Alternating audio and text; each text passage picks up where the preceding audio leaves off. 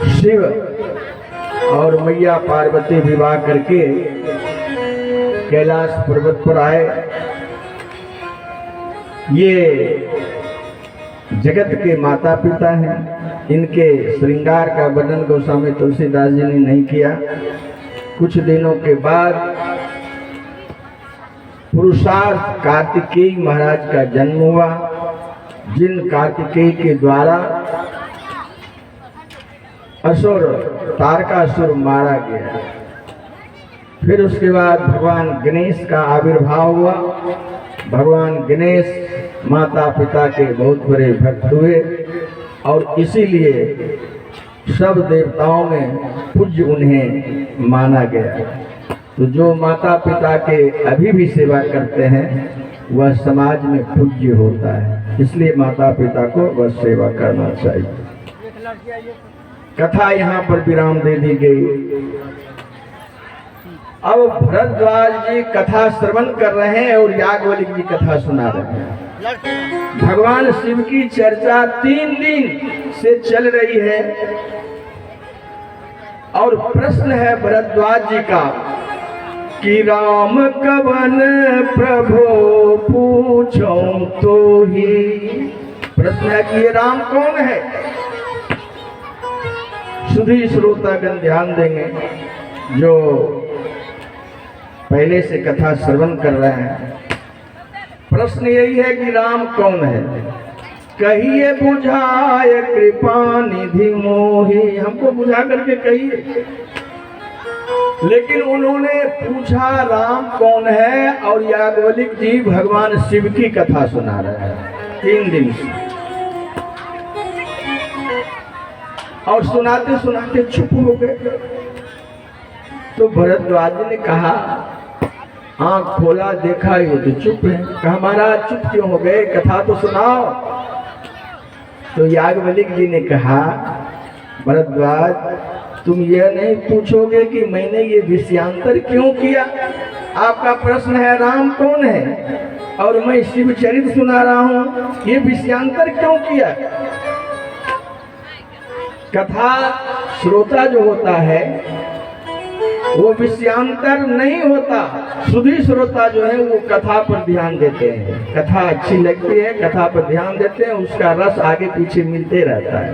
तो उन्होंने क्यों ध्यान दिया। लेकिन याज्ञवल्क्य जी ने ही टोक दिया। तब भरद्वाज ने कहा, महाराज हमें तो आप कथा सुनाइए। चाहे शिव चरित्र हो रामचरित्र हो सब एक ही हैं।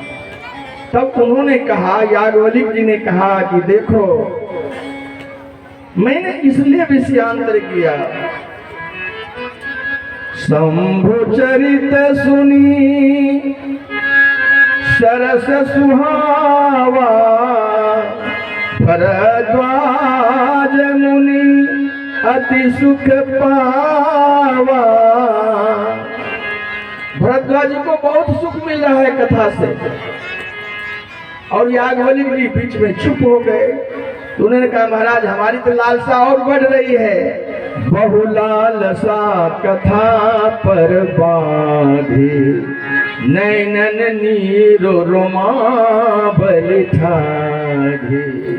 कथा जो श्रवण करते हैं ना उनका संसार से ध्यान समाप्त हो जाता है, कथा पर ध्यान रहता है। और जैसी कथा चलती है उसी की धारा में वो बहते रहते हैं। शरीर पुलकित होता है, आंख से आंसू निकलने लग जाता है। यही दशा भरद्वाज जी की थी। कहा मैंने क्यों सुनाया शिव चरित्र। हे भरद्वाज, शिव पद कमल जिन्हीं रति नाही, राम ही दे सपने न सुहाई। जिनको भगवान शिव पर भरोसा नहीं है, जिनको भगवान शिव की भक्ति नहीं है, वह राम की भक्ति कभी कर नहीं सकता। राम भक्ति को करने के लिए पहले शिव की भक्ति चाहिए। प्रथम ही कहे मैं शिव चरित, बूझा मरम तुम्हार। हे भरद्वाज, मैंने तुम्हारे मर्म को समझ रहा था कि तुम राम कथा श्रवण करने के योग्य हो या नहीं हो, इसीलिए मैंने शिव चरित सुनाया। तो भरद्वाज ने कहा कि सरकार आपने क्या देखा, मैं भगवान की कथा सुनने के लायक हूँ या नहीं हूँ? तब याज्ञवल्क्य जी ने कहा कि मैं जाना तुम्हारे गुणशीला, कहाँ सुना हो अब रघुपति लीला। मैं तुम्हारे गुण को और शील को जान लिया। देखो, लोगों में गुण हो और शील ना हो तो वह गुण बेकार हो जाता है। शील कहते हैं नम्र हो, झुकना। गुणी आदमी अभिमानी हो जाता है, कहता है कि नहीं, गुण के साथ शील होना आवश्यक है।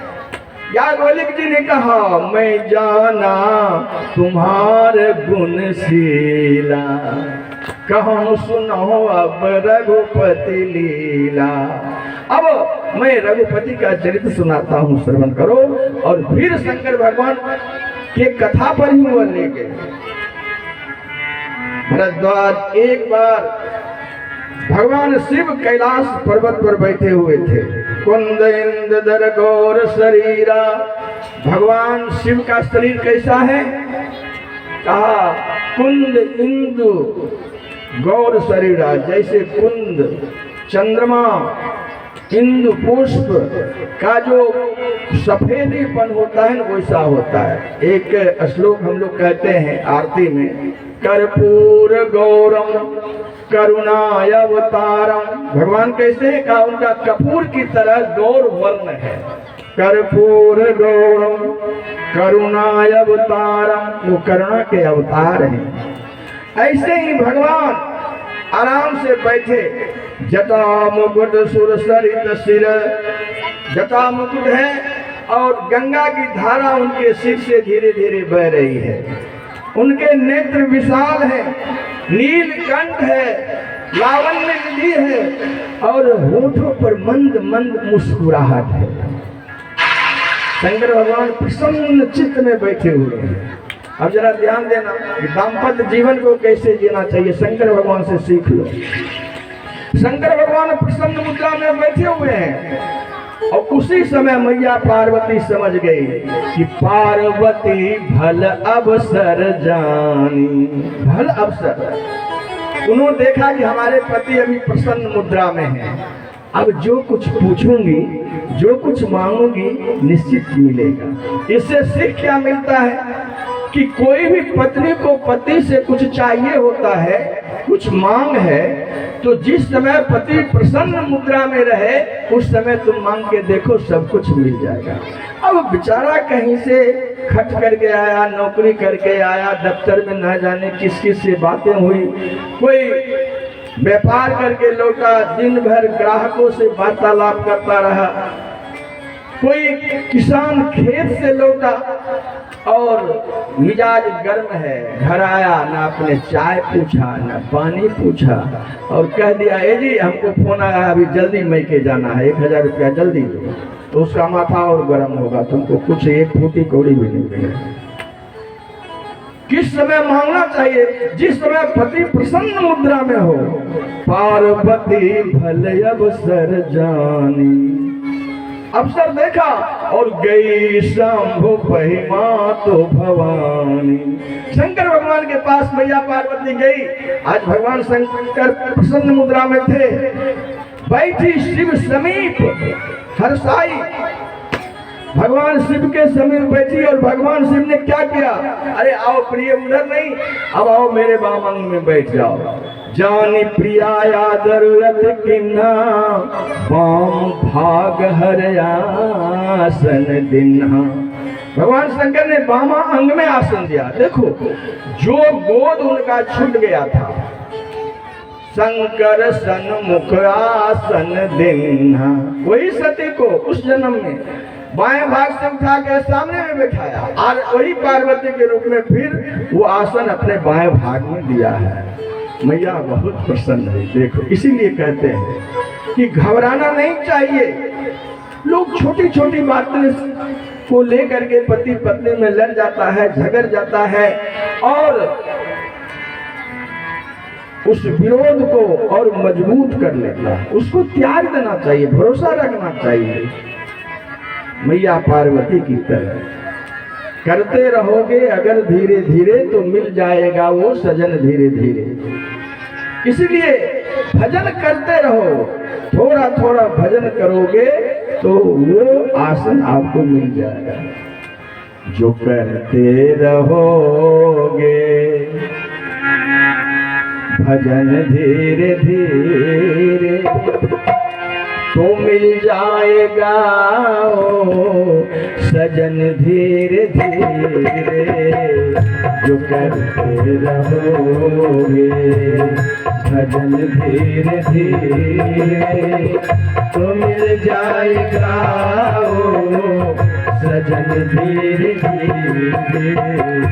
तो कोई काम दुनिया में मुश्किल नहीं है, कोई काम दुनिया में मुश्किल नहीं है, कोई काम दुनिया में मुश्किल नहीं है, कोई काम दुनिया में मुश्किल नहीं है, मुश्किल नहीं है, मुश्किल नहीं है, कोई काम दुनिया में मुश्किल नहीं है।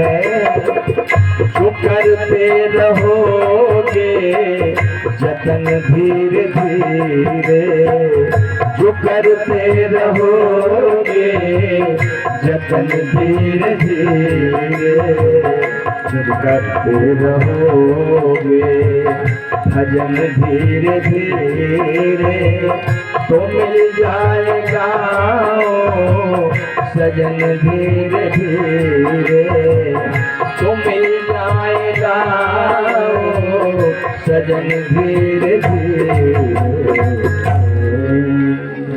मिल गया पति का प्यार, पति का सुख मैया पार्वती को मिला। अब उनके शरीर को देखने लगी, मुखाकृति को देखने लगी।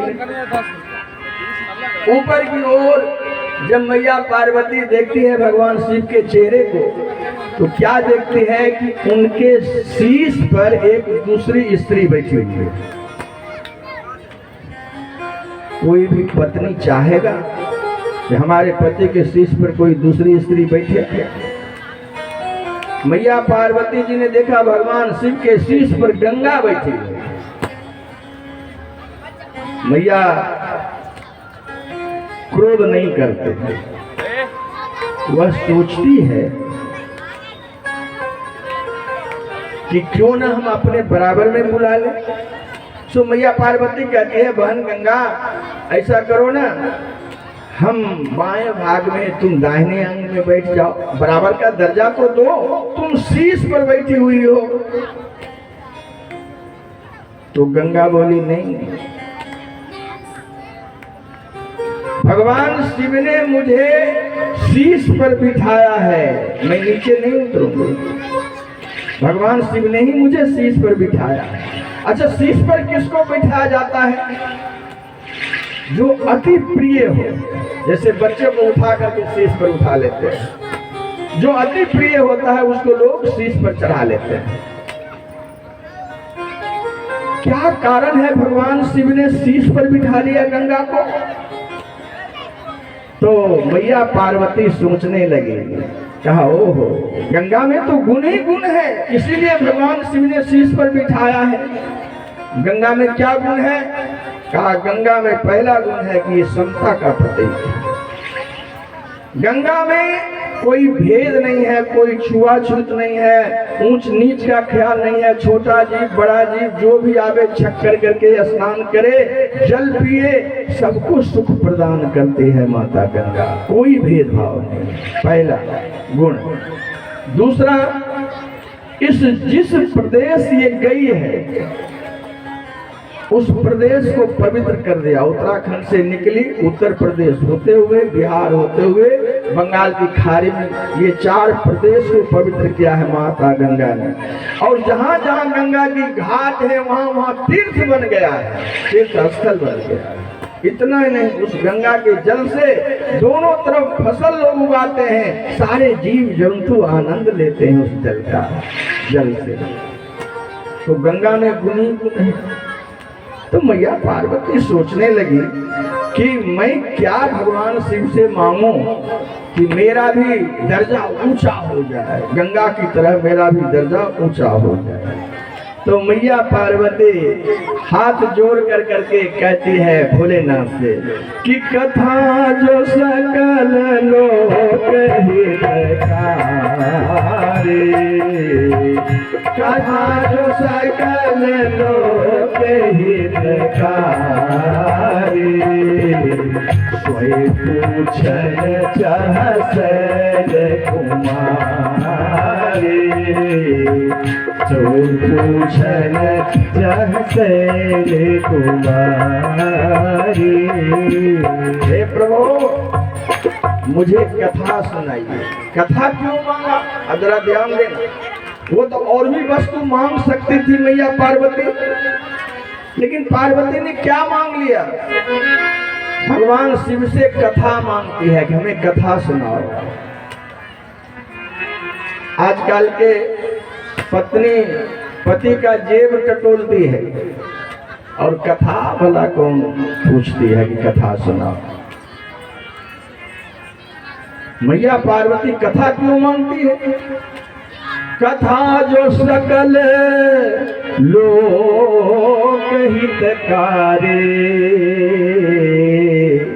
सारे लोगों को हित करने वाली ये कथा है। कहा कौन सी कथा सुनाऊं? भगवान शिव ने कहा, तो उन्होंने कहा कही रघुनाथ कथा विधि नाना। महाराज हमें राम जी की कथा को सुनाइए, राम जी की कथा। अति आरती पूछो सुरराया। हे देव मैं बहुत विनय पूर्वक कहती हूँ कि आप हमें कथा सुनाइए राम जी की। कौन सी कथा सुनाऊं? कहा पहले तो आप सुनाइए कि ये सगुण और निर्गुण क्या है। ये लोग दो विधा पर जो चलने वाले लोग हैं, कोई सगुण ब्रह्म को मानते हैं, कोई निर्गुण ब्रह्म को मानते हैं। ये सगुण और निर्गुण क्या है, क्या भेद है, हमें ये बताइए।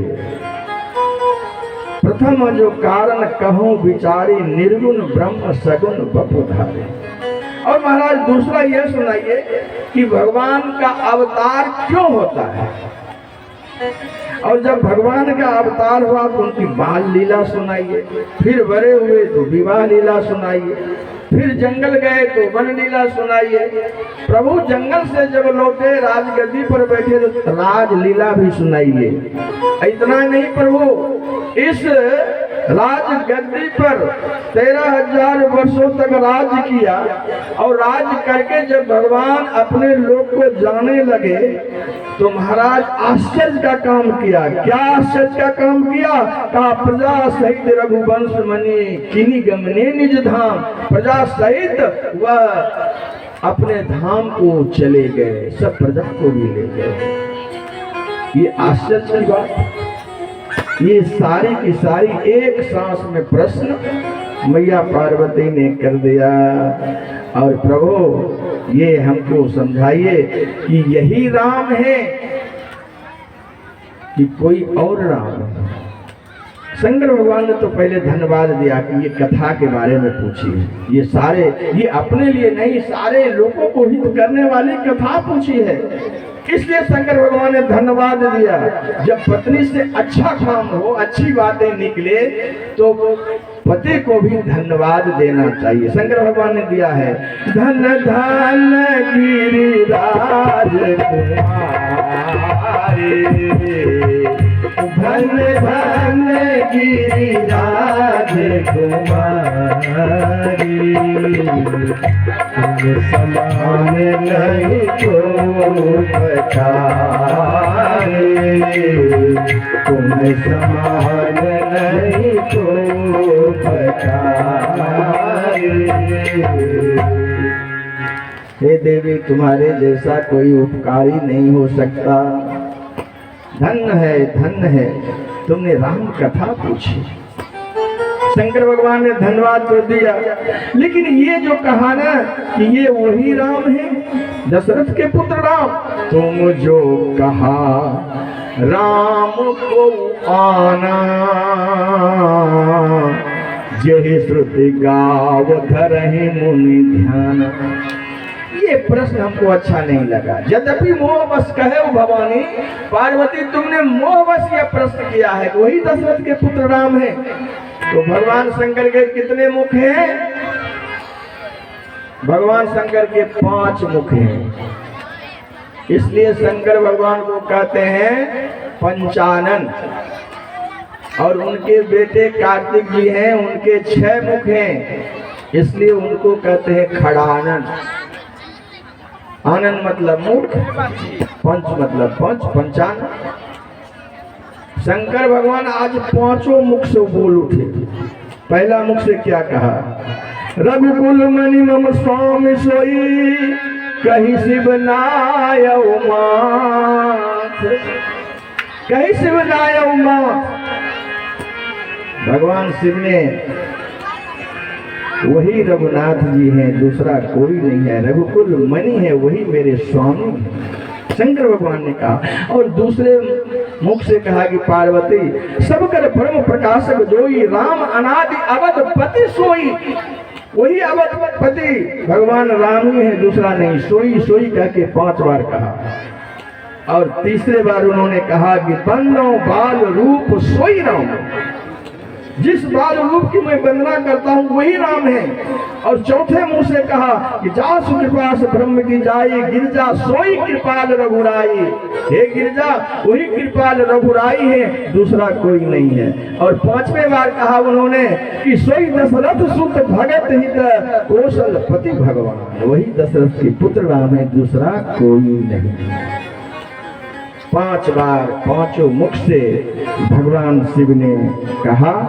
और कहा देवी ध्यान से सुनो, तुमने जो प्रश्न किया ये सगुण क्या है, ये अगुण क्या है, इसकी कथा तो विस्तार है, लेकिन मैं संक्षिप्त में उत्तर देता हूँ। शंकर भगवान ने कहा कि सगुण ही अगुण ही नहीं कछु भेदा, सगुण ही अगुण ही नहीं कछु भेदा।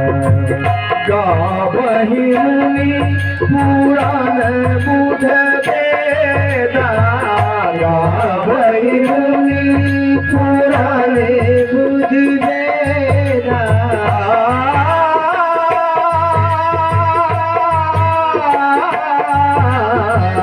गावहि मुनि पुराण बुध वेदा, सगुण ही अगुण ही नहीं कछु भेदा, सगुण ही अगुण ही नहीं कछु भेदा। सगुण और अवगुण में कोई भेद नहीं है, दोनों एक ही है। फिर महाराज अंतर क्यों? गोस्वामी तुलसीदास जी ने कहा अगुण अरूप, अगुण अरूप, जो अगुण है अरूप है अलग है। अगुण अरूप अलग है जोई, जिसको निर्विकार है, निराकार है, निर्विशेष है, अगुण है, अरूप है, जो दिखता नहीं है, वही सगुण साकार भगवान है। तो महाराज ये कैसे हो जाते हैं? कहा वो भगत के बस प्रकट हो जाते हैं। भगत प्रेम बस सगुण सोए, भगत प्रेम बस सगुण सोए, भगत प्रेम बस सगुण सोए। भक्तों के प्रेम में बसीभूत होकर के भगवान प्रकट हो जाते हैं और दूसरा कोई नहीं है देव। उन्होंने उदाहरण दिया कि जो गुण रहित सगुन सोई कैसे, जो गुण रहित है वो सगुन कैसे हो गए? तो उन्होंने कहा कि जल हिम उपल बिलग नहीं जैसे। जल हिम उपल कहते हैं कि जैसे जल को 0 डिग्री सेल्सियस से तापक्रम नीचे चला जाता है तो वो बर्फ बन जाता है, और वही बर्फ जब पिघल जाता है तो पानी बन जाता है। दोनों एक ही है, कोई भेद नहीं है। अब जल को हम पकड़ नहीं पाते और बर्फ को हम उठा लेते हैं, हाथ में पकड़ लेते हैं। बर्फ का आकार होता है लेकिन जल का कोई आकार नहीं होता है। बाल्टी में रख दो बाल्टी जैसा आकार हो जाएगा, लोटे में रख दो लोटा जैसा आकार हो जाएगा। यही अंतर है, दूसरा कोई अंतर नहीं। एक संत ने बड़ा ही सुंदर उदाहरण दिया। देखिए, सगुन के बिना निर्गुण का काम नहीं चलता है, निर्गुण के बिना सगुन का काम नहीं चलता है। दोनों शरीर में है, इसी शरीर में दोनों है, सगुन भी है निर्गुण भी है, और निर्गुण के बगैर सगुन का काम नहीं चलता है, सगुन के बगैर निर्गुण का काम नहीं चलता है। दोनों की आवश्यकता है। दोनों है तो व्यक्ति जिंदा है, दो में से एक नहीं रहेगा, जिंदा नहीं रहेगा। दोनों की आवश्यकता है। एक आदमी मोटरसाइकिल खींचते हुए ले जा रहा था, टायर की हवा निकल गई थी, तो एक आदमी से पूछा, भाई साहब हवा कहाँ मिलेगी? तो उसने कहा हवा तो सब जगह है, ऊपर नीचे बाएं दाएं, हवा ही तो हवा है, चारों तरफ तो हवा ही हवा है। अब बेचारा सर फिटने लगा, ये हवा नहीं भाई। आगे बढ़ा, दूसरा मिला, कहा भाई साहब हवा कहाँ मिलेगी? उसने कहा अरे छोड़ो उसकी बात, अरे मुझसे सुनो, वो कम ज्ञानी है। हवा, अरे हवा तो बाहर भी है और भीतर भी है, तो हवा है तो तुम जिंदा हो, हवा नहीं रहोगे तो जिंदा भी नहीं रहोगे।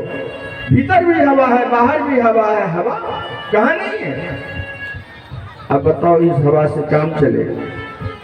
तो तीसरे ने कहा कि अमुक चौक पर चले जाओ, वहां हवा मिलेगा, वहां पंचर बनता है। मोटरसाइकिल खींचते हुए वहां ले गया। अब हवा क्या है? हवा तो निर्गुण है। हवा निर्गुण है। उस निर्गुण रूपी हवा को सगुण रूपी मशीन के द्वारा उस सगुण रूपी टायर में निर्गुण रूपी हवा जब डाला गया तो फर्राटे मार करके गाड़ी चलने लग गई।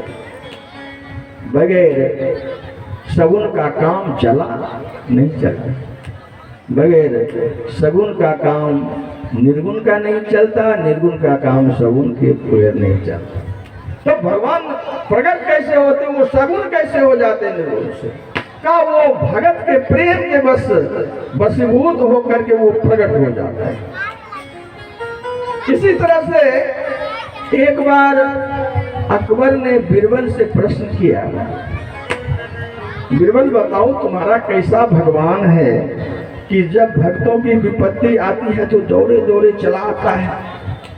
द्रौपदी की विपत्ति आई तो भगवान कृष्ण दौड़े चले आए, सुदामा पुकारा तो कृष्ण दौड़े हुए चले गए।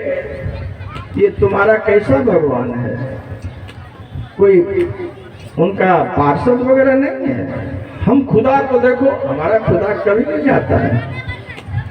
जब भी खुदा आता है किसी पैगंबर को भेज देता है, अपने नहीं आता है। तब बीरबल ने सोचा कि अब जहाँ पनाह है, राजा है, सोच समझ करके जवाब देना चाहिए। क्या जवाब दो? तो उन्होंने कहा महाराज इसका उत्तर कुछ दिनों के बाद में दूंगा। कुछ दिन बीतने के बाद महाराज अकबर को ये ध्यान नहीं रहा। एक दिन बीरबल ने कहा कि जहाँ पनाह आज जल की आखेट करना है, कहा तैयारी करो। बीरबल ने कहा जहां पनाह आपके बेटे सलीम जो है ना, वह भी नौका आखेट करना चाहते हैं, कहा उन्हें भी साथ कर लो, एक नौका उन्हें उनके लिए भी सजा दो। अब दोनों की नौका सजी, कुछ सैनिक लोगों को सलीम के नौके पर बिठा दिया। बीरबल खुद अकबर के नाव पर बैठ गया और नाव चली जल में और जलाशय में आंखें करने लग गए। दूरी दूरी पर नाव था। तो बीरबल ने जिस नाव पर सलीम बैठा हुआ था वहां पर जो सैनिक थे उसको इशारा किया। इशारा किया, सैनिकों ने अकबर के बेटे सलीम को मारा धक्का और वह पानी में उलट के गिर गया। अब अकबर जो यह दृश्य देखा ना, सो अकबर महाराज नाव से कूद गया और तैरते हुए गया, अपने बेटे को पकड़ा और उठा करके नाव पर चढ़ाया। और जब नाव पर चढ़ाया तब देखा, अरे ये तो मेरा बेटा नहीं, मेरे बेटे का पुतला है।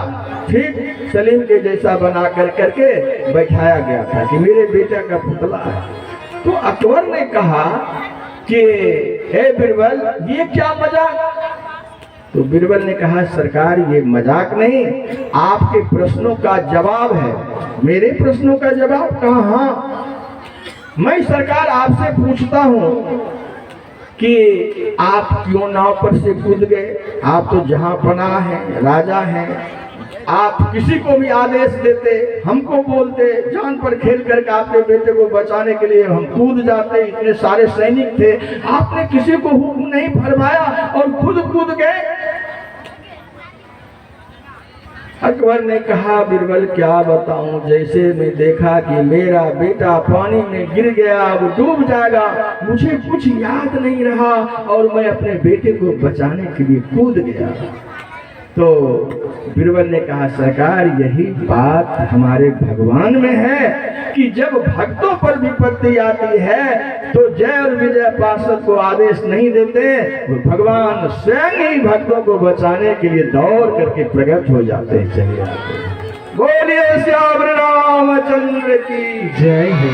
तो भगवान कैसे आते हैं कि भगत प्रेम बस सगुन सोए, भगत प्रेम बस सगुन सोए, भगत प्रेम बस सगुन सोए, भगत प्रेम बस सगुन सोए। इसलिए देवी सगुण और निर्गुण में कोई भेद नहीं समझना चाहिए, किस विरोध नहीं मानना चाहिए, दोनों एक ही है। जिस ओर से चलो लेकिन धर्म के पथ पर चलो, चाहे सगुण की ओर से चलो या निर्गुण की ओर से चलो, मंजिल एक ही पाओ। और दूसरा देवी प्रश्न है कि जब जब हो ही धर्म की हानि। दूसरा तुम्हारा प्रश्न है कि भगवान का अवतार क्यों होता है?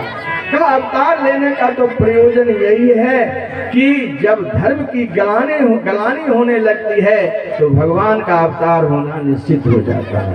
धर्म की गलानी, यदा यदा ही धर्मस्य ग्लानिर्भवति भारत, गीता में भी यही बात कही गई कि जब जब धर्म की गलानी होती है। और रामचरितमानस में भी गोस्वामी तुलसीदास जी ने यही बात लिखा है कि जब जब हो ही धर्म के हानि, जब जब होई धर्म के हानि, बाढ़हि असुर अधम अभिमानी, बाढ़हि असुर अधम अभिमानी, करहि अनित जाए नहीं बरनी, करहि अनित जाए नहीं बरनी, सीधहि विप्र धेनु सुर धरनी, सीधहि विप्र धेनु सूर्य धरनी तब तब प्रभु धरे विविध शरीरा तब तब प्रभु धरे विविध शरीरा हरहि कृपा निधि सजन तेरा हरहि कृपा निधि सजन तेरा। देखिए धर्म के व्याख्या किया जाए तो बड़ा विस्तृत व्याख्या है। धर्म के 30 लक्षण बताए हैं ग्रंथों में, 30। पहला धर्म के लक्षण जो है वो है सत्य। पहला कहते हैं सबसे बड़ा धर्म तो सत्य में है, सत्य ही ईश्वर है।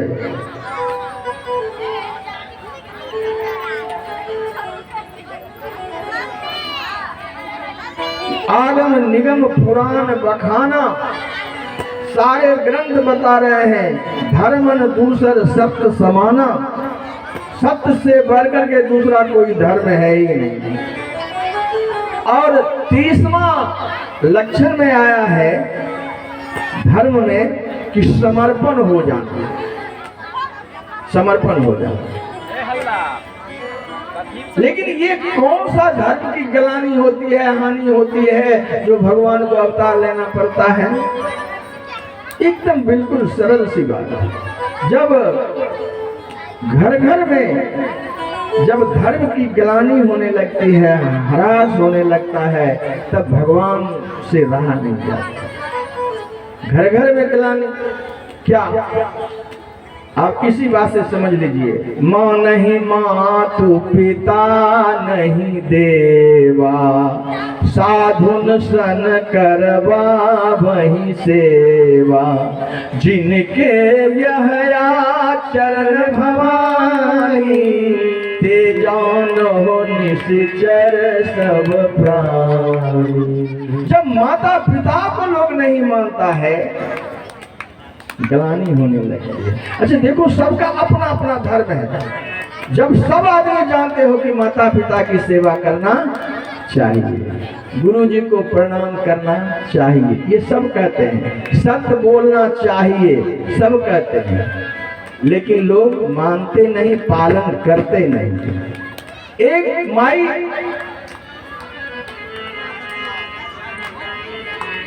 जब वृंदावन गया था तो अनिरुद्धाचार्य जी के आश्रम में गया था, गौरी गोपाल। तो वहाँ माताएं, वृद्धाश्रम जो है सो माताएं का दर्शन करने के लिए गया, माताओं से मिली। और आप तो रोज टीवी पर उनकी कथा सुनते ही हैं, सबका इंटरव्यू में वो दिखलाते भी हैं कि माता कितना दुखी है, बेटे हैं, घर है, परिवार है, सब कुछ है, लेकिन माँ दुखी है, उसको चाय तक नहीं पूछता। जिन माता पिता ने अपना सर्वस्व न्यौछावर कर दिया अपने बेटे पर, बहू पर, और वो प्रताड़ित हो रही है। अब ऐसे ऐसे जब विकट परिस्थिति धर्म को लोग तोड़ने लग जाए तो भगवान को अवतार नहीं लेंगे तो दूसरा कौन बचाएगा? कौन बचाएगा? तो छोटे छोटे धर्मों को ह्रास होने लगता है। बाप बेटे को नहीं मानता, बेटे बाप को नहीं मानता, भाई बहन का संबंध जो है वो संबंध नहीं रहता, परिवार का संबंध नहीं रहता, सब एक दूसरे में लड़ाई झगड़े और आचरण विहीन हो जाता है। तब भगवान ही अवतार लेते हैं और वही कोई रास्ता निकालते हैं। कहते हैं कि जब जब वही धर्म की हानि बाधे असुर अधर्मानी, करें अनित जाय नहीं बरनी, इतना अनित कि जिसका वर्णन नहीं किया जा सकता है, तब भगवान का अवतार लेना निश्चित हो जाता है। ऐसी समस्याएं आई है। कब कब जो भगवान को अवतार लेना पड़ा, तो गोस्वामी तुलसीदास जी ने 5 कारण पर प्रकाश डाला है। पहला कारण है कि द्वारपाल हरि के प्रिय दो, भगवान के प्रिय 2 पार्षद हैं, जय और विजय। भगवान क्षीर सागर में आराम कर रहे थे। उसी समय सनक, सनंदन, सनातन, संत कुमार चारों भाई सदैव 5 वर्ष के रहते हैं और भगवान का भजन करते हैं। ये ब्रह्मा के पहला पुत्र हैं। ये संसार नहीं बसाया, घर नहीं बसाया, ये रहे नहीं, वो भगवान का भजन करने के लिए चले गए और निरंतर भजन करते रहते हैं। एक भाई कथा करते, 3 भाई सुनते, फिर एक भाई कथा करते, 3 भाई सुनते, यानी 3 सुनते, एक कहते, बराबर फेरा फेरी चलते रहता है।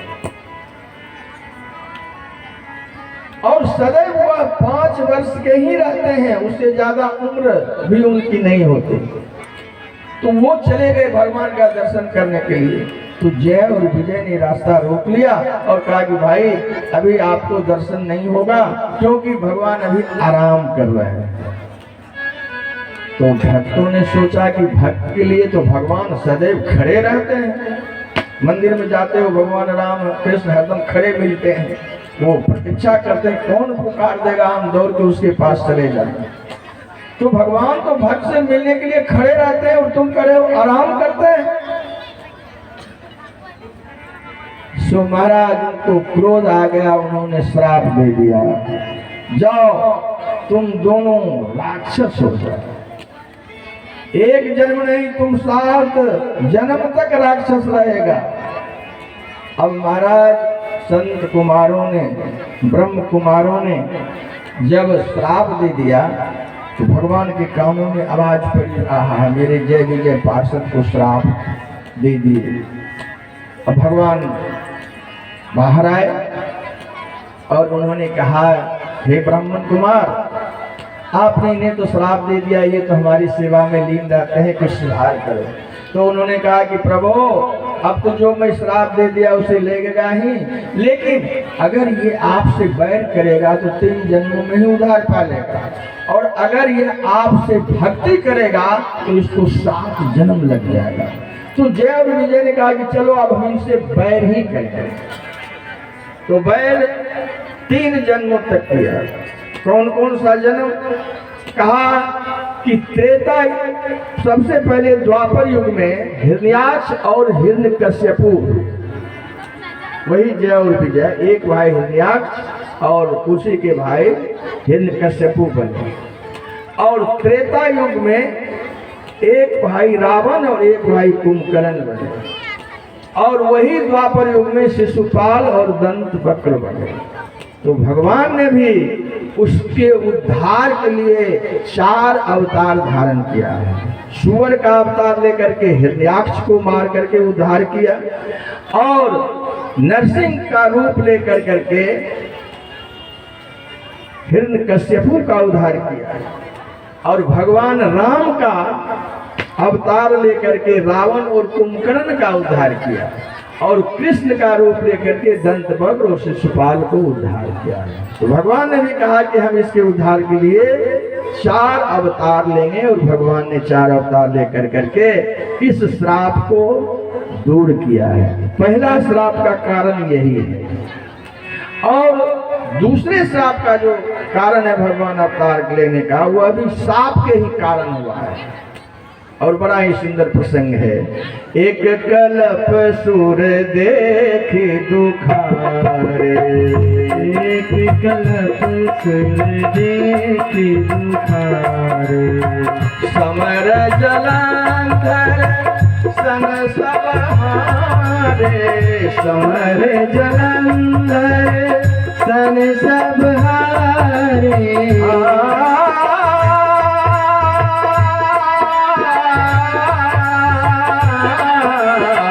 समर जलंधर सन सब हारे, समर जलंधर सन सब हारे। शंभु कीन संग्राम अपारा, शंभु कीन संग्राम अपारा। तनुज महाबल तनुज महाबल मरई मारा, तनुज महाबल तनुज महाबल बल मरई न मारा।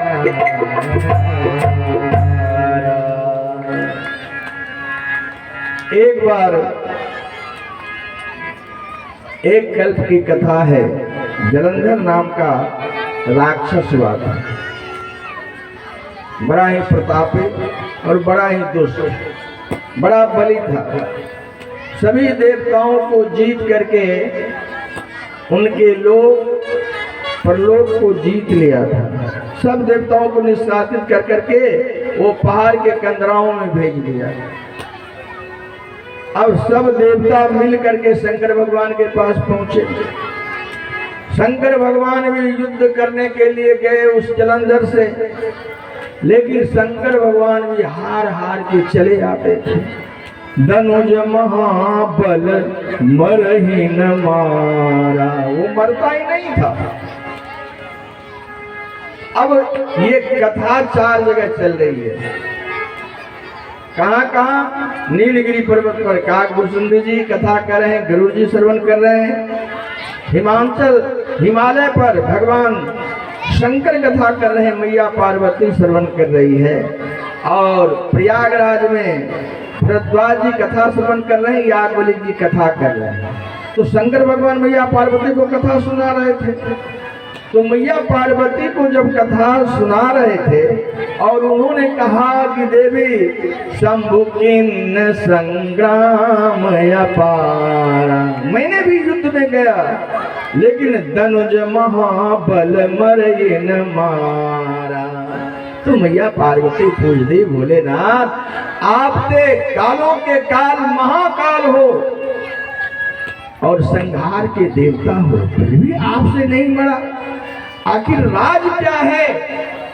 उसको जीतने का राज क्या है?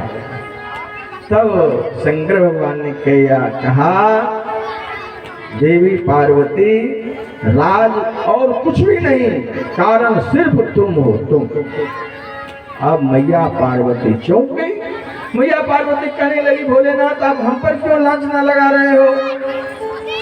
कहा, देवी याद कर वह दिन जिस दिन नारद ने तुम्हें आशीर्वाद दिया था, तुम्हें हंसरेखा की बात बताई थी कि जो पतिव्रता नारी तुम्हारी पूजा करके सती बन जाएगी वह हमेशा उसका पति विजय को प्राप्त करेगा। और तुम्हारे पूजा के बल पर वह जलंधर की पत्नी वृंदा जो है वह सती है और उसके सतीत्व के बल पर ही यह जालंधर जिंदा है, मरता नहीं। देखो मैया पार्वती के पूजा करने में कितना बड़ा फल है।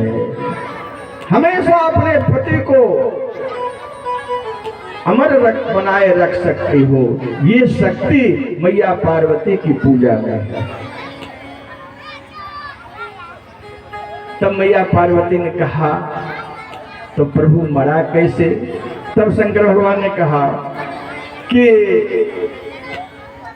छल करितार उता सुब्रत प्रभु सुर कारज किन, जब तही जान उमरम तब श्राप कोप कर दिन। कहा कि छल करके उनके सती को सतीत्व नष्ट किया गया। भगवान विष्णु छल करके जलंधर का रूप लेकर करके उनकी पत्नी के पास गए और उनके सतीत्व को नष्ट किया, तब हम युद्ध में जालंधर को मार सके। तब मैया पार्वती प्रश्न खड़ा कर देती है, प्रभु ये तो भगवान होकर के किसी सती के सतीत्व को नष्ट करे तो ये भगवान कैसा? भगवान विष्णु छल करके उनके सतीत्व को नष्ट किया, ये तो प्रभु प्रश्न खड़ा होता है। तब भगवान शंकर ने समझाया, देवी संसार का जितने भी प्राणी हैं वो सब जीव है और ईश्वर एक है, और यह जीव पति रूपी परमेश्वर के द्वारा साक्षात ईश्वर को प्राप्त किया है। जलंधर की पत्नी वृंदा ने भगवान को प्राप्त किया है। इसलिए ऐसा नहीं मानना चाहिए। उन्होंने एक उदाहरण दिया कि देखो, भागवत में कथा आती है कि एक पतिव्रता नारी थी, उसका पति कहीं से काम करके आया, सर दुख रहा था, आते ही अपने पत्नी के गोद में लेट गया, जंघे पर सर रख दिया। उनकी पत्नी उनके सिर को सहलाने लगी और धीरे धीरे आराम हुआ, उसे नींद आ गई। इतने में उसका एक छोटा सा बेटा घुटमन घुटमन करते हुए आग की तरफ जा रहा था। अब वह पत्नी सोचती है कि अगर मैं उठ करके बच्चे के पास जाती हूँ तो मेरा पति अभी अभी कष्ट में था, अभी अभी आराम हुआ है, आराम में है, इन्हें जगाना ठीक नहीं। तो यहाँ धर्म, हमारा पतिव्रत धर्म नष्ट होता है। अब बेटे को बचाऊं कि पति को देखूं? और नहीं जाती हूँ तो मेरा बेटा अग्नि की तरफ भागता हुआ जा रहा है, कहीं अग्नि में चला गया तो जल न जाएगा, बुझने के लिए उसको आता नहीं है, घुटमन घुटमन करते हुए जा रहा था। अब वो पत्नी सोचने लगी कि मैं क्या करूं, पतिव्रता धर्म का पालन करूं या बच्चे को बचाऊं? उन्होंने सोच लिया ना, पतिव्रता धर्म सबसे पहले पालन करना चाहिए। उन्होंने क्या किया कि देखती रही, उनके आंखों के सामने उनका छोटा सा बच्चा आग में गिर गया, मां की आंखें बंद हो गई, लेकिन वह उठी नहीं, अपने पति को जगाया नहीं, सेवा करती रही। और जब उसका पति जगा तो माता दौड़ कर करके पहले बच्चे के पास गई और उस आग में बच्चे को खेलते हुए देखा, आग जला नहीं पाई। ये क्या कारण था?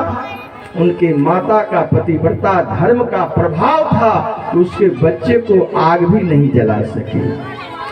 तो भगवान कृष्ण ने कहा कि गोपी, जब भगवान कृष्ण ने बांसुरी बजाई तो सब गोपियां घर से निकल निकल करके आ गई। और श्याम सुंदर जब बांसुरी बजाना बंद किया तो सब गोपियां कहने लगी, श्याम सुंदर और बजाओ और बजाओ। भगवान कृष्ण ने कहा कि देख गोपी, ये कथा पतिव्रता धर्म को इसीलिए सुनाया कि तुम पतिव्रता धर्म को जाके पालन करो, अपने पति को छोड़ छोड़ करके मेरे पास आ गई, ये ठीक नहीं। अब चलो, आ गई, बांसुरी की आवाज सुन ली, तुम अब चली जाओ। तब गोपियां कहती है, श्याम सुंदर ऐसी कथा तो मैं भी जानती हूँ, सुनाओ। श्याम सुंदर ने कहा सुनाओ। तो फिर गोपियां एक कथा सुनाई पतिव्रता की। कहा एक पतिव्रता नारी थी, नई नई दुल्हन विवाह करके आई थी, उसका पति प्रदेश जाने लगा तो पत्नी बोली कि प्रभु स्वामी आप बाहर जा रहे हो, मैं पतिव्रता नारी हूँ, आपके बगैर कैसे मैं रहूंगी? तो पति ने समझाया कि देखो देवी, घर गृहस्थी कैसे चलेगा अगर धन उपार्जन नहीं करूंगा, मुझे तो प्रदेश जाना ही पड़ेगा। कहा स्वामी फिर पति की सेवा? तो पति ने ही कहा कि तुम ऐसा करो, मेरे जैसा मिट्टी का पुतला बना लो, जब तक मैं नहीं रहूंगा तुम उसी को पति मान करके सेवा करना। अब वो पति चला गया प्रदेश और उनकी पत्नी जो थी से एक मिट्टी का मूर्ति बना लिया, उसी को पति मान करके चरण दबाती, भोग राग लगाती, सुलाती। एक दिन वह पतिव्रता नारी अपने मिट्टी के पुतले पति को सेवा कर रही थी। रात्रि हो गई थी, किवाड़ बंद था, वो सेवा कर रही थी। असली पति जो उसका था प्रदेश से आ गया, किवाड़ में दस्तक दिया और कहा कि स्वामी देवी मैं आ गया हूँ, किवाड़ खोलो। तो गोपी पूछती है श्याम सुंदर, अब मैं आपसे पूछती हूँ कि उस स्त्री को किवाड़ खोल देना चाहिए या मिट्टी वाले पति की सेवा करना चाहिए?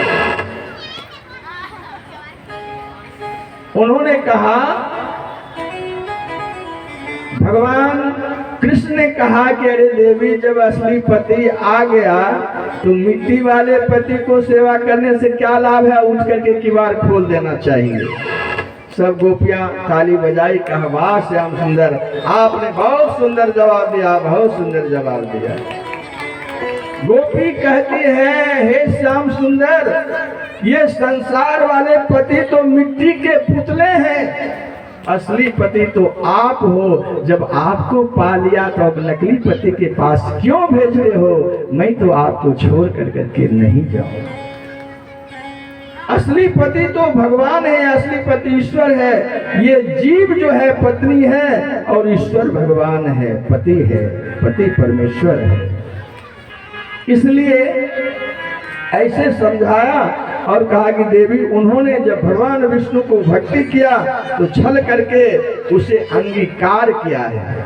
लेकिन फिर भी कथा यह बताती है कि जब वृंदा को पता चला तो वृंदा ने कहा, स्वामी ठीक है, मैंने तो आपको पाकर के प्रसन्न जरूर हुआ, लेकिन लौकिक दृष्टिकोण से आपने अच्छा नहीं किया, इसलिए आपको भी इसका बदला जरूर लिया जाएगा। हमारा पति तुम्हारे पत्नी को साथ छल करके अपहरण करेगा, फिर आपके हाथों जब वह मारा जाएगा तो हमारा और आपका बदला बराबर हो जाएगा।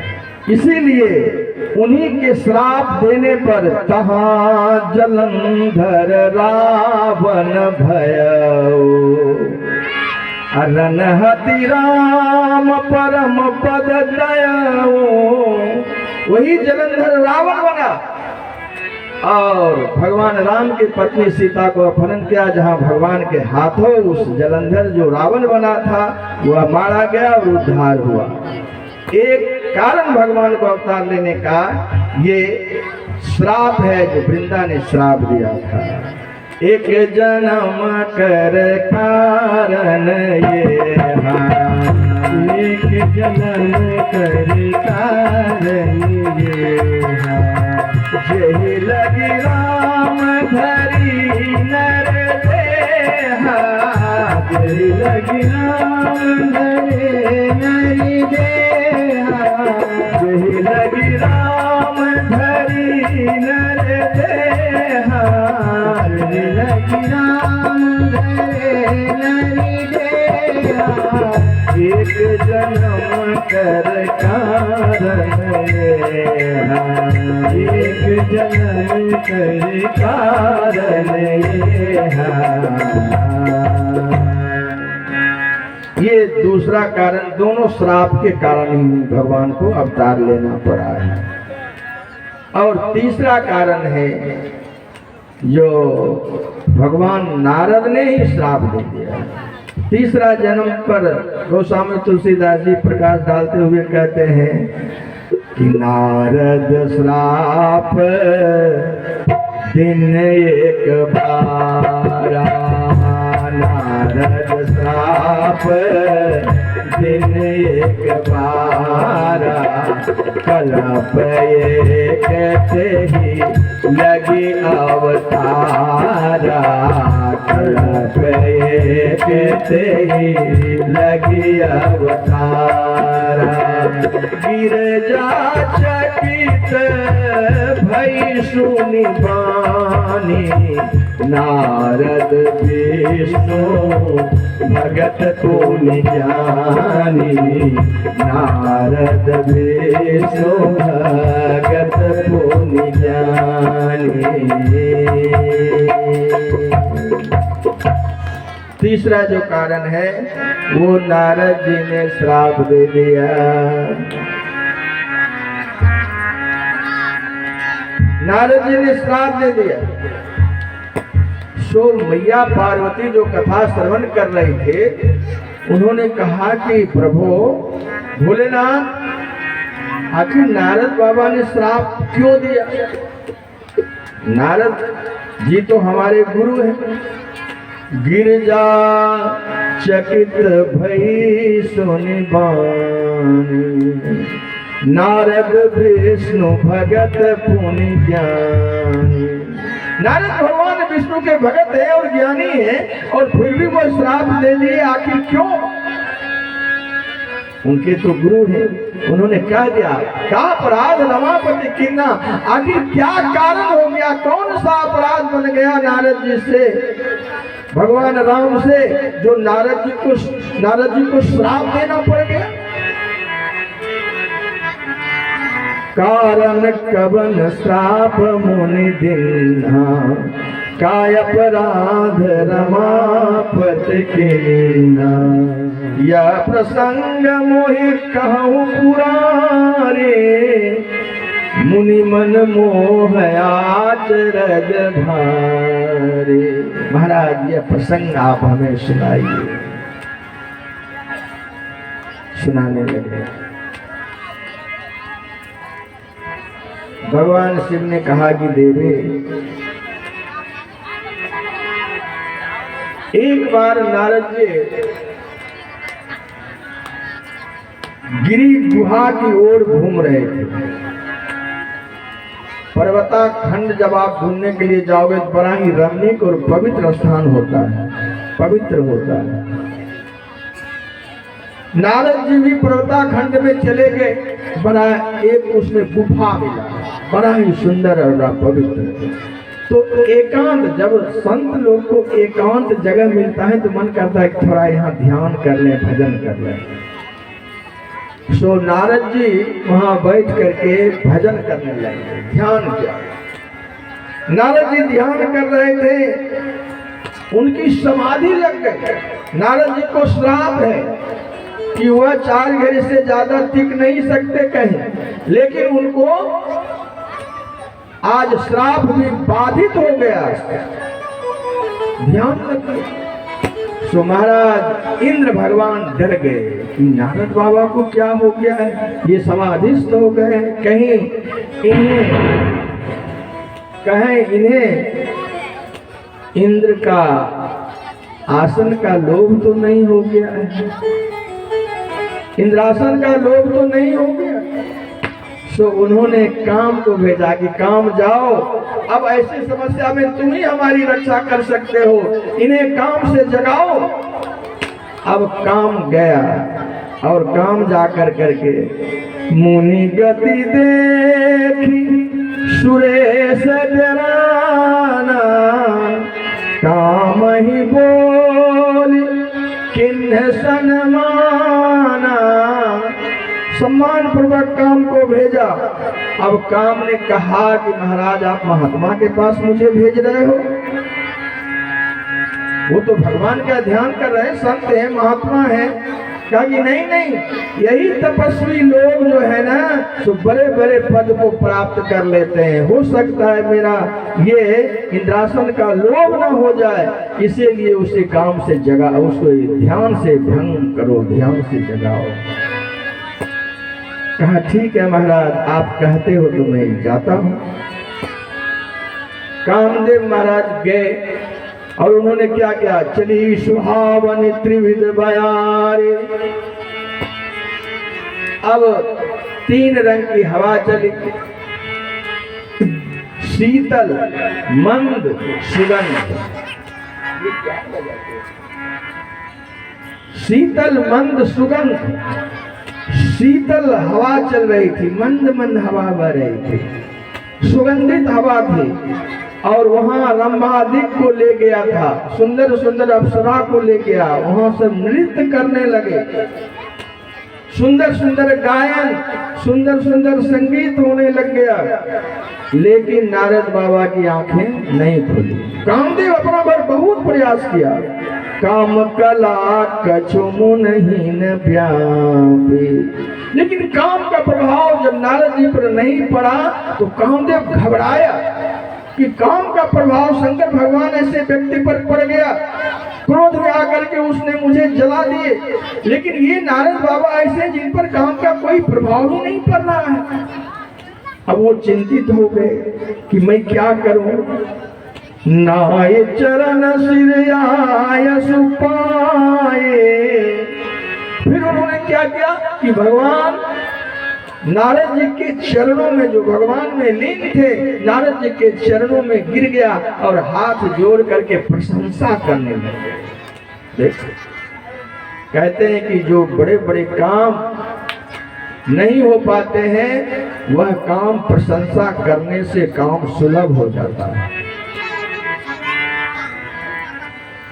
नारद जी को प्रशंसा करने लगे, वाह नारद वाह, काम का कोई प्रभाव आप पर नहीं पड़ा। शंकर भगवान काम के वशीभूत हो गए, जाग गए, क्रोध आया जला दिया, लेकिन आप पर काम का कोई प्रभाव नहीं पड़ा। महाराज नारद जी आपकी जय हो जय हो जय हो। अब जय जयकार जो करने लगे तो महाराज नारद जी की समाधि टूट गई। नारद जी ने देखा कि काम मस्तक टेके हुए मेरे चरण पर, अरे काम क्या बात है। काम हाथ जकर बोला कि सरकार आपके जैसा कोई तपस्वी नहीं, आपके जैसा कोई ध्यानी ज्ञानी नहीं, आप पर काम का कोई प्रभाव नहीं पड़ा। नारद फूले नहीं समाये गुरुआ, मुझ पर काम का कोई प्रभाव नहीं पड़ा। अब नारद जी प्रसन्न होकर के कहा कि काम सुनो, जाओ अपने मालिक इंद्र को कह देना कि इंद्रासन का मुझे लोभ भी नहीं है। वाह नारद, न काम और न लोभ, और कहा तुमने इतना प्रयास किया उसका मुझे क्रोध भी नहीं है। न काम न लोभ न क्रोध। हाथ जोड़ कर करके कहा, वाह नारद, न काम न क्रोध न लोभ।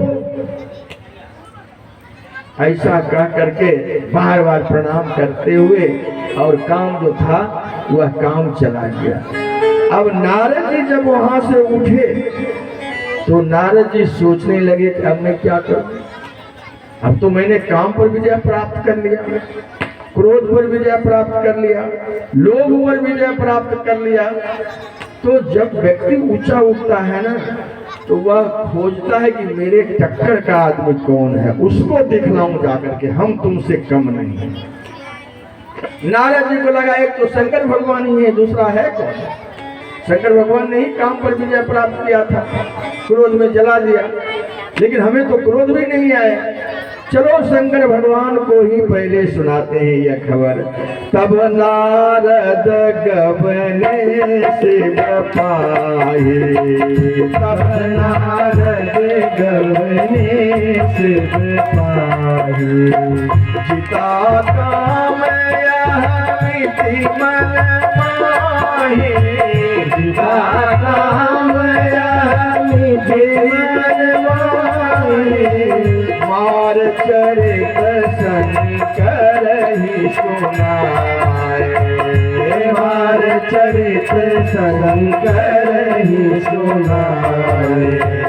अति प्रिय जानी महेश सिखाए, अति प्रिय जानी महेश सिखाए, मार चरित शंकर ही सुनाए। नारद जी नारायण नारायण नारायण करते हुए शिवलोक चले गए। अब भगवान शिव ने देखा कि नारद जी आ रहे हैं, भगवान शिव बड़े प्रसन्न रहे कि वाह वाह नारद जी हमारे और आ रहे हैं। आज कितना खुशी की बात है कि नारद जी आएंगे, और संत लोग आते हैं तो कथा ही लेकर के तो आते हैं, ये कथा सुनाएंगे, भगवान की कथा सुनने का अवसर प्राप्त होगा। बड़े प्रसन्न हो रहे कि नारद जी आ रहे हैं, आओ नारद मन में कर रहे हैं। नारद जी आए, और जैसे ही नारद जी आए बैठाए तो उन्होंने क्या किया कि राम कथा नहीं कह करके वह काम कथा सुनाने लगे। शंकर भगवान की अभिलाषा थी ये राम कथा सुनाएंगे, लेकिन ये क्या सुनाया, मार चरित शंकर ही सुनाए। मार चरित, अच्छा मार में मो आकार रो को पहले कर दो, मुंह को बाद में कर दो तो क्या हो जाएगा राम, और वही मुंह आगे हो गया और रो पीछे हो गया तो हो गया मार। मार मतलब होता है काम। मार चरित शंकर ही सुनाए। उन्होंने क्या सुनाया, मार चरित सुनाया शंकर भगवान को। शंकर भगवान सोचने लगे कि लो हम सोचे थे कुछ हो गया कुछ, जिता काम अहमिति मन माही, उन्हें तो अहंकार था कि मैंने हम काम पर विजय प्राप्त कर लिया। तब शंकर भगवान ने हाथ जोड़ करके कहा कि बार बार विनो मुनि तो ही जिम यह कथा सुनायो मोही। हे नारद जी, ये कथा जो आपने मुझे सुनाई, कृपा करके यह कथा कहीं और मत सुनाना। हिदायत किया नारद जी को, ये कथा और कहीं नहीं सुनाया। नारद जी ने कहा हमें और से क्या लेना देना है, हमें तो एक भगवान विष्णु से मतलब है। कहा कि हाँ उन्हीं को नहीं सुनाना। कहा अगर चर्चा चल गई तो, कहा चले वो प्रसंग दुराए हो तब हो, अगर प्रसंग भी वो छेड़ दे तो भी दूर कर देना, लेकिन ये काम कथा उन्हें मत सुनाना। अब देखो शंकर जी ने जो मना किया, नारद जी ने और उल्टा किया। नारद जी सीधे वहां से चले गए, कहाँ? वो ब्रह्मलोक चले गए। ब्रह्मलोक में भी यही बात सुनाई, शंभु बचन मुनि मन नहीं भाए, तब बिरंच के लोक सिधाए। ब्रह्मा जी को भी जाकर के ये कथा सुनाई और उसके बाद वहां से चले तो भगवान विष्णु के पास गए। क्षीर सिंधु गबने मुनि नाथा। अब क्षीर सागर में भगवान विष्णु रहते, वहां पहुंचे नारद जी बीना बजाते हुए। आज हर्ष मिले। अब महाराज जैसे ही नारद बाबा भगवान विष्णु को प्रणाम करना चाहे, भगवान ने प्रणाम करने नहीं दिया। हर्ष मिले उठी रमानिकेता।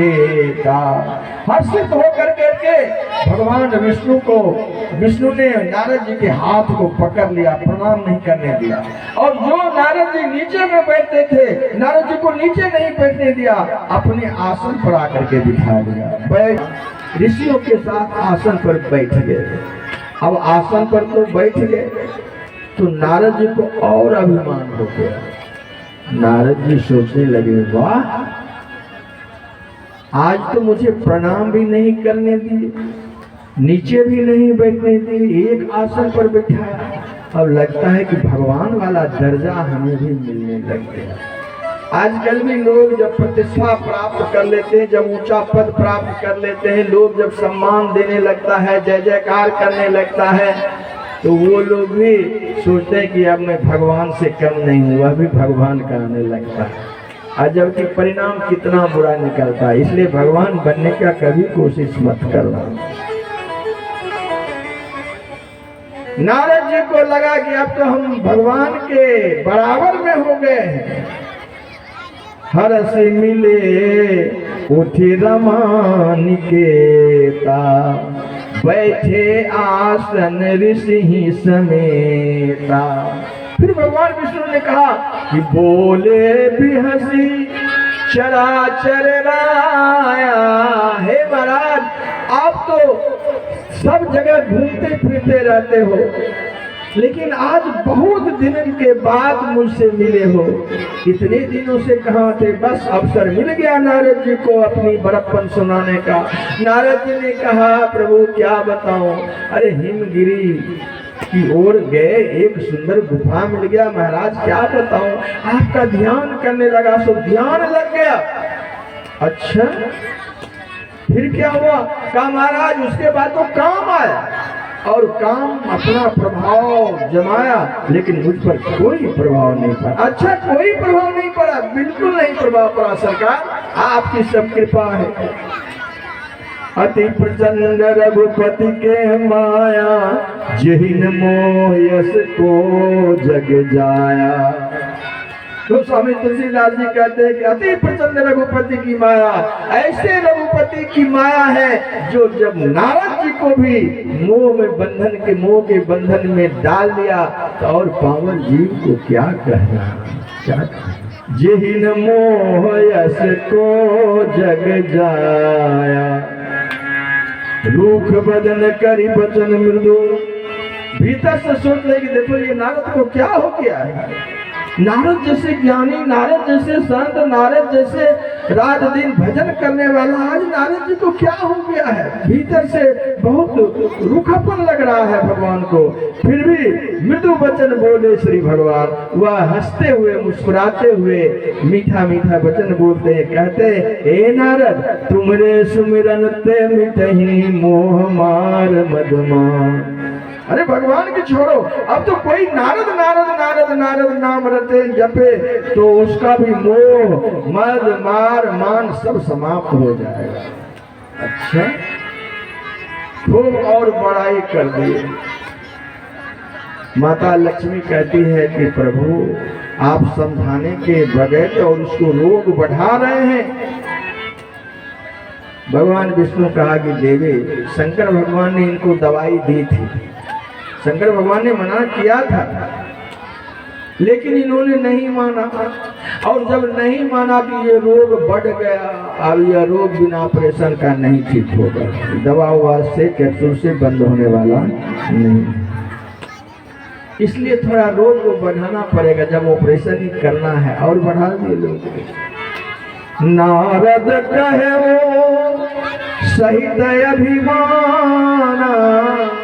अब नारद जी बड़े अभिमान में हैं, लेकिन बोलते ही बड़ा मीठा, कहते हैं, कृपा तुम्हारे सकल भगवान। हे प्रभु, ये सब आपकी कृपा है, सब आपकी कृपा है। अच्छा, कुछ लोग आपको बड़े आदर के साथ ले जाएंगे, घर दिखाएंगे, मकान दिखाएंगे, दुकान दिखाएंगे, महाराज यहाँ बैठिए, महाराज यहाँ बैठिए, और आप थोड़ा प्रशंसा कर दो, वाह क्या बात है, अपने क्या, सब आपकी कृपा है, सब आपकी कृपा। भीतर में अभिमान है, लेकिन बोलेंगे सब आपकी कृपा है, सब आपकी कृपा है। वही बात नारद जी की भी है।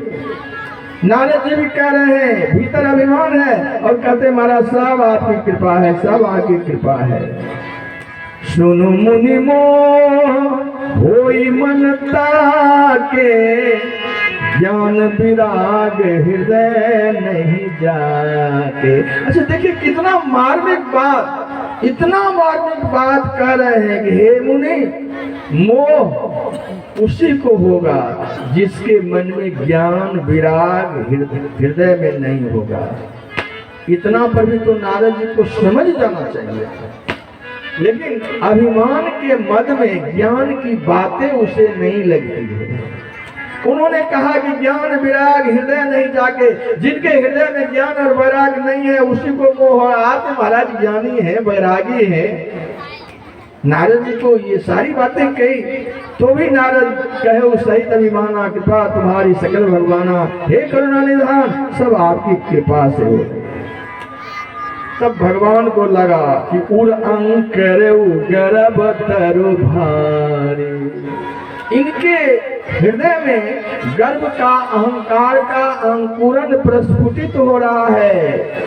और देखो भगवान का भोजन क्या है? भगवान का भोजन है अहंकार। और नारद जी को अहंकार हो गया है, तो इस अहंकार के अंकुरन को अभी तोड़ देना चाहिए, नहीं तो फिर भक्ति के बार मार्ग से ये विमुख हो जाएगा। भगवान ने ऐसा मन में सोचा और सोच कर करके और नारद जी वहां से विदा लेकर के चले। भगवान ने भी सोचा कि चलो अब इनका कोई उपाय करते हैं। नारद जी जब आगे बढ़े तो जही पुर बसहि शील निधि राजा। भगवान ने एक माया का नगर बसाया तुरंत। आज तक नारद जी ने इस नगर को नहीं देखा था। माया का नगर था, आज तक वो देखा क्यों? भगवान ने तभी ही निर्माण किया था। बिरचो मगमहु नारद 23 योजन विस्तार। श्रीनिवासपुर ते अधिक रचना विविध प्रकार। श्रीनिवासपुर नाम रखा। श्रीनिवासपुर के राजा थे शीलनिधि। शीलनिधि की कुमारी बेटी कन्या थी, जिसका शीलनिधि की बेटी जो थी वह बहुत सुंदर विश्व मोहिनी थी। विश्व को मोह लेते थे, नाम भी विश्व मोहिनी। अब नारद जी जब पधारे उनके दरवाजे पर, तो राजा ने उन्हें सम्मान किया, नारद जी को बिठाया। फिर राजा ने अपने बेटी को, विश्व मोहिनी को, इस प्रकार नारद जी को दिखाया जैसे कोई लड़की वाले लड़का वालों को दिखाता है। जैसे हिमांचल राज अपनी बेटी पार्वती को भी नारद बाबा को दिखलाया था, तो उन्होंने क्या किया, प्रणाम तो किया ही नारद जी को, दोनों पति पत्नी, और अपनी बेटी को भी प्रणाम करवाया था। और शील निधि जब राजा अपने बेटी को मिलवाते तो प्रणाम करने के लिए नहीं कहते, विश्व मोहिनी तास कुमारे श्री विमोह स्वरूप निहारे। बस उनके रूप को जो नारद जी ने देखा सो देखते ही रह गए। इतना सुंदर आज तक नारद जी ने नहीं देखा था। आप एक लड़की को देख के नारद जी मोहित हो गए, उनका ज्ञान वैराग सब लुप्त हो गया, एक टक देखते रहे। शीलनिधि राजा ने कहा, महाराज इसकी हस्तरेखा तो जरा देखो, आप तो त्रिकालदर्शी हो। नारद जी को हस्तरेखा दिखाया। अब दिमाग में है विष्णु मोहिनी का रूप, और हस्तरेखा जब दिखाया तो हस्तरेखा में क्या लिखा है, जो यही परई अमर सोई होई। अब जरा देखिए उनका ज्ञान कहाँ चला गया।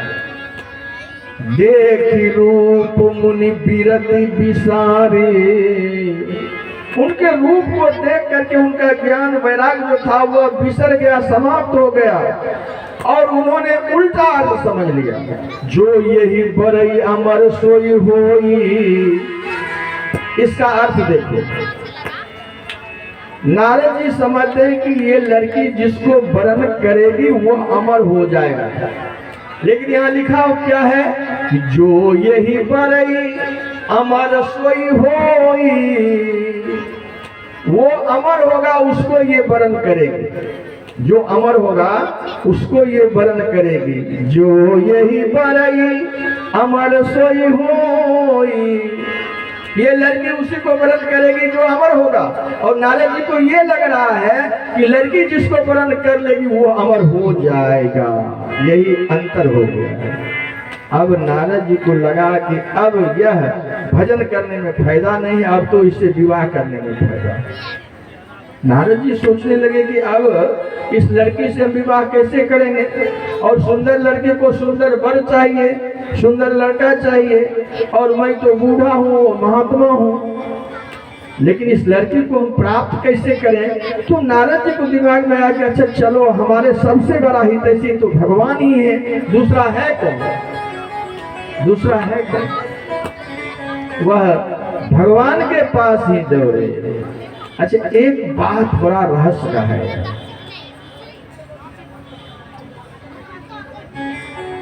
अगर प्रभु को भूलोगे बंदे, ध्यान दीजिएगा इस भजन पर, अगर प्रभु को भूलोगे बंदे बाद बहुत पछताओगे, बाद बहुत पछताओगे, पैसे से बिस्तर लाओगे नींद कहाँ से लाओगे, पैसे से बिस्तर लाओगे नींद कहाँ से लाओगे।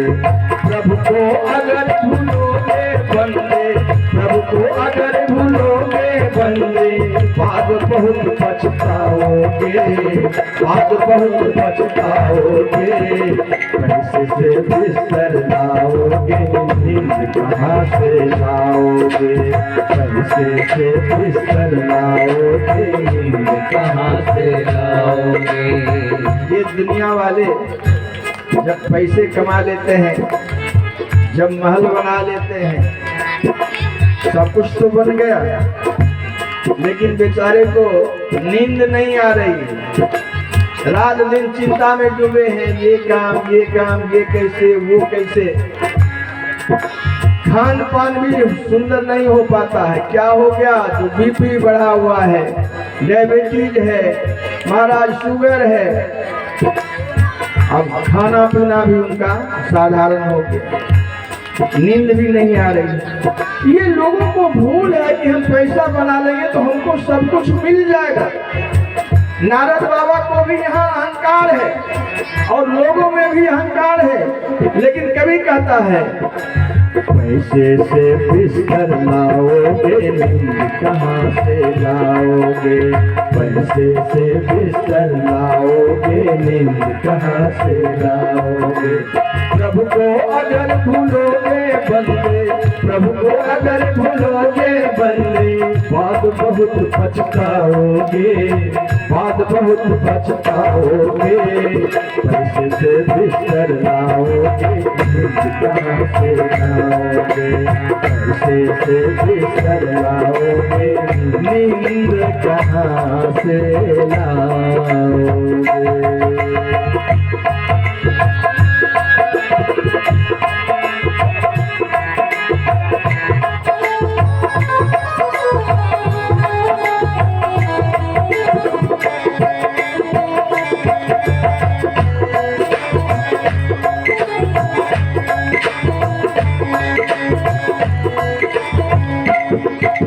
पैसे के खातिर बंदे तू करता रहा हेरा फेरी, पैसे के खातिर बंदे तू करता रहा हेरा फेरी। घी में डलदा डलदा में घी करते नहीं तनिक देरी, घी में डलदा डलदा में घी करते नहीं तनिक देरी। सुंदर बत्तो कब तक बंदे, सुंदर बत्तो तो कब तक बंदे, यूं ही व्यर्थ गमाओगे, यूं ही व्यर्थ गमाओगे। सुंदर वक्त को कभी नहीं भूलना चाहिए। ये कथा की गंगा तो बह रही है और आज तीसरा दिन है। अब कुछ लोग ऐसे होंगे जो अभी भी नहीं पहुंचे, सोच रहे होंगे अभी 9 दिन चलेगा, जाएंगे एक दिन देख लेंगे। ऐसा सुंदर वक्त, सुंदर वक्त को कब तक बंदे, यूं ही व्यर्थ गमाओगे, यूं ही व्यर्थ गमाओगे। और देखो पैसे से भोजन लाओगे, सब कुछ सामग्री है और पत्नी कह रही है कि 56 प्रकार का व्यंजन तैयार है, चलो भोजन कर लो। तो पति महोदय कहते हैं भूख नहीं है, खाने की इच्छा ही नहीं करती है। वो भूख कहाँ से आता है? पैसे से भोजन लाओगे, भूख कहाँ से लाओगे? पैसे से भोजन लाओगे, भूख कहाँ से लाओगे? प्रभु को अगर भूलोगे बंदे, प्रभु को अगर भूलोगे बंदे, बाद बहुत पछताओगे, बाद बहुत पछताओगे। पैसे से बिस्तर लाओगे, नींद कहाँ से लाओगे? पैसे से बिस्तर लाओगे, नींद कहाँ से लाओगे? जय श्री राम।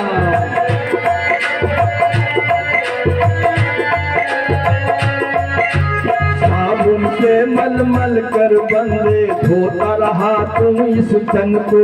साबुन से मलमल कर बंदे, धोता रहा तुम इस तन को। साबुन से मलमल कर बंदे, धोता रहा तुम इस तन को। साबुन से मलमल कर बंदे, धोता रहा तुम इस तन को। मन तो तेरा गंदा रह गया, धोता रहा तू इस तन को। मन तो तेरा गंदा रह गया, धोता रहा तू इस तन को। ये मन का मैल तो सत्संग से निकलता है, कथा से निकलता है। तो मन के मैल को तो धोया नहीं, पैसे के बल पर खूब साबुन इत्र सेंट लगाया। मन तो तेरा गंदा रह गया, धोता रहा तू इस तन को। मन तो तेरा गंदा रह गया, धोता रहा तू इस तन को।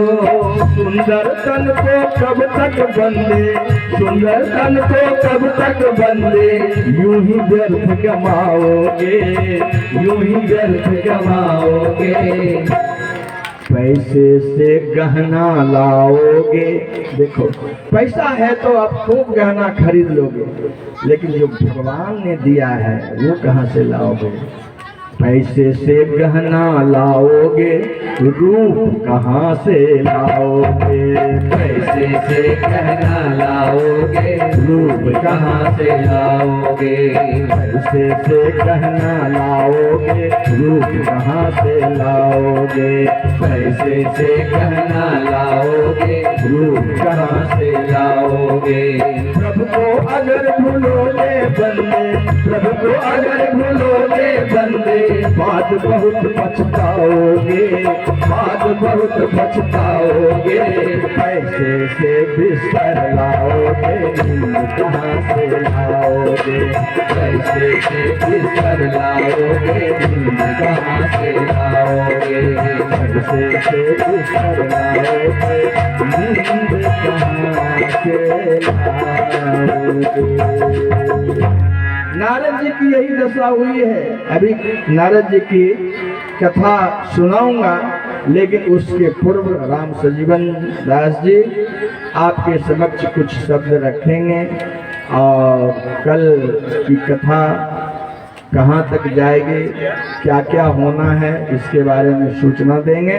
बोलो राघव राघव, राघव का नाम अनमोल। बोलो राघव राघव, उसका लगे ना कोई मोल। बोलो राघव राघव, उसका लगे ना कोई मोल। बोलो राघव राघव, राघव का नाम अनमोल। बोलो राघव राघव, राघव का नाम अनमोल। बोलो राघव राघव, उसका लगे ना कोई मोल। बोलो राघव राघव, उसका लगे ना कोई मोल। बोलो राघव राघव।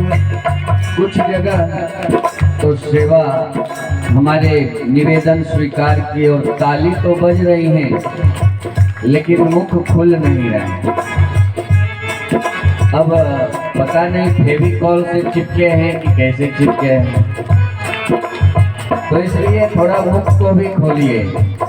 इसका लगे ना कोई मोल, कोई मोल नहीं लगता है, कुछ लगने वाला नहीं है। जिसका लगे ना कोई मोल। बोलो राघव राघव, जिसका लगे ना कोई मोल। बोलो राघव राघव। देखिए, हम और आप बोले तो क्या बोले, ये राघव का नाम कौन कौन जपते हैं वो सुन लीजिए। ब्रह्मा भी बोले राघव, विष्णु भी बोले राघव। ब्रह्मा भी बोले राघव, विष्णु भी बोले राघव। ब्रह्मा भी बोले राघव, विष्णु भी बोले राघव।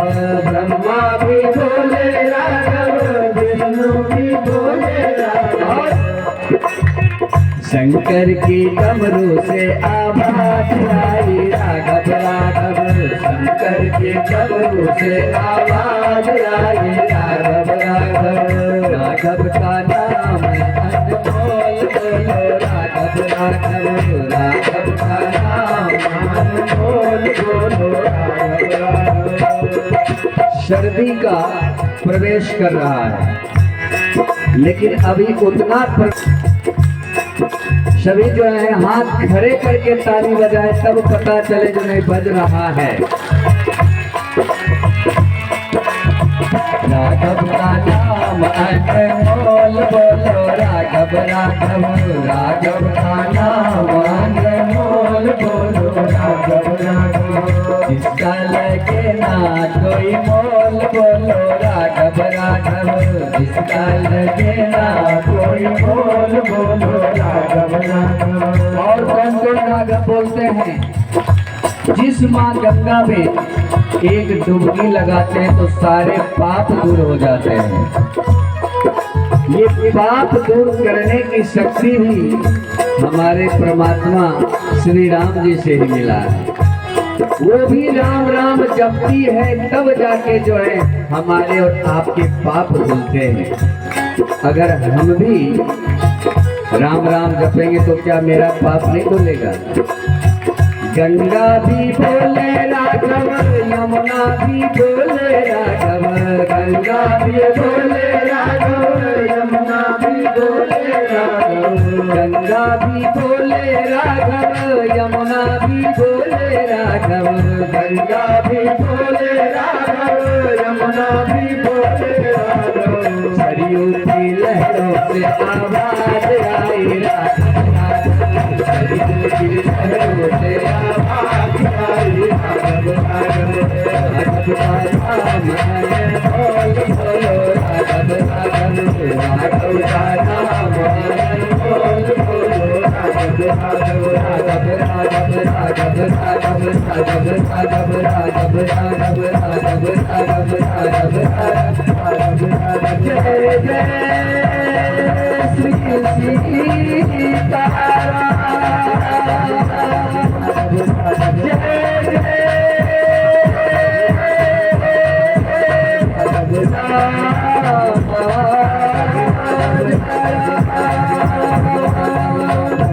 जय